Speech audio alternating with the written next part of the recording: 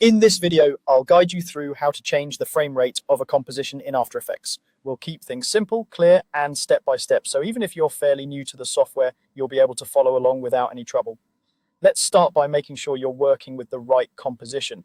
In After Effects, a composition is basically your main container for layers, animations, and effects.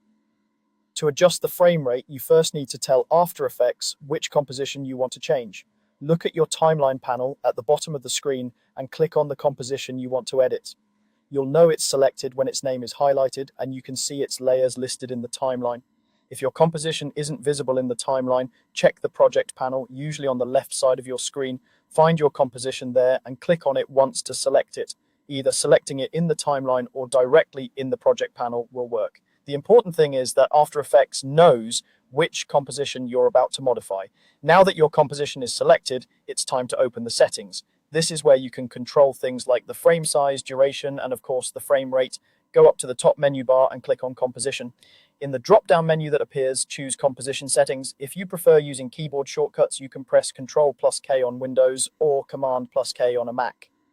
Both methods open the same settings window. When the composition settings window appears, you'll see a few different sections like basic settings and advanced options. For this walkthrough, we're focusing on the basic area where you can change the frame rate. Look for the field labeled frame rate. This number tells After Effects how many frames or individual images will play per second in your composition.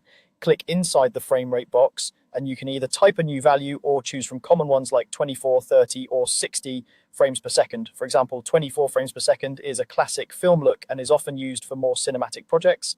30 frames per second is common for many online videos, and 60 frames per second can give you a much smoother result, especially for motion graphics, gaming content, or fast action. Pick the value that best matches your project or the footage you're working with. As you change this number, keep in mind that altering the frame rate does not automatically change the overall duration of your composition. Instead, it changes how many frames are used within that time. If you've already animated keyframes, they will be redistributed across the new frame rate, which can affect the timing or feel of your animation. Because of that, it's usually best to decide on your frame rate early in your project whenever possible. Once you've entered the frame rate you want, the last step is to confirm the change. At the bottom of the composition settings window, click OK. After Effects will update the composition so that it now plays back at the new frame rate you selected. That's all there is to it. You selected your composition, opened the composition settings, adjusted the frame rate, and confirmed the change. With this simple process, you can make sure your project matches the look and playback style you're aiming for, whether that's a smooth,